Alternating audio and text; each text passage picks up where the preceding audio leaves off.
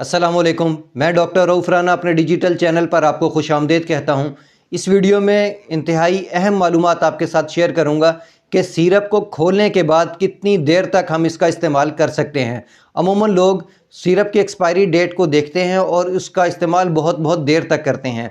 याद रखिए कि ऐसे सिरप जो पाउडर फॉर्म में होते हैं और उसको हम पानी डालकर बनाते हैं, जिसको सस्पेंशन भी कहा जाता है, अगर सस्पेंशन बना लिया जाए तो उसका इस्तेमाल मैक्सिमम 7 दिन तक ही करवाया जा सकता है।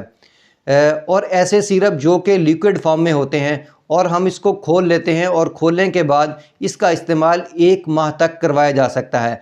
अक्सर लोग ये देख रहे होते हैं कि सिरप के ऊपर एक्सपायरी डेट ये लिखी हुई है और वो सोच रहे होते हैं कि यही इसकी एक्सपायरी डेट है, हम इस वक्त तक इसका इस्तेमाल करवा सकते हैं।